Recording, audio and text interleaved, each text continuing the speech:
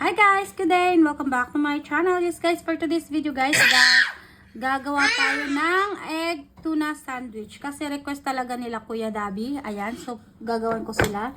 Okay. So yung ingredients guys, ito yung sibuyas. And then boiled egg. Tapos hatiin mo lang sa maliliit, pati yung sibuyas. And then meron tayong century tuna. And then of course, hindi mawawala yung mayonnaise. Ayan, mayonnaise. And then, of course, asin, salt, okay, salt, and then yung black pepper, okay? So now, una nating ilagay itong, gutom na ako. itong, Okay. ayan, and then, mix lang natin siya muna, guys. Precious, okay, anak, wait lang, baby, wait lang. You throw it in the garbage. Throw it there. Okay? And then, ayan na. Ito na siya. Then, of course, ilagay natin.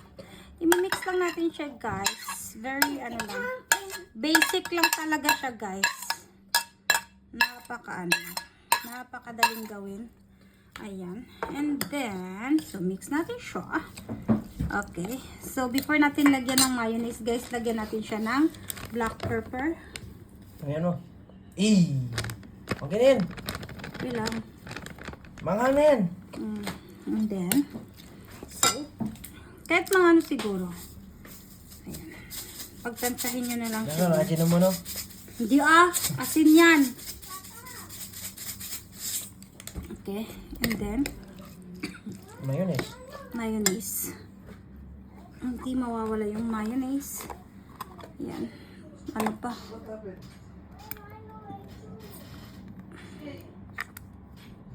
Oh no.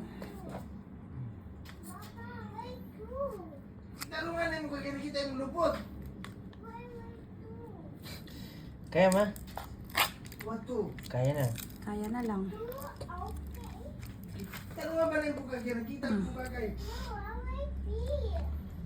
Sleeper? Okay, mommy, there, kuya. Yeah, okay, bring other one there. You have, ask kuya. Ayan, I think Mang, dami. enough na siguro. Ang dami. Kaya nga guys, parang sabi ni Kuya marami daw. Kaya, kainin ko. Okay lang naman Kuya. It's enough. It's lang siya. Ayan. So, yun. And then, Just talaga eh. yan guys. Yan. And then, ready na po yung ating Okay, so. egg tuna sandwich. Thanks for watching. Yummy. Yan. Mga walang magawa lang eh.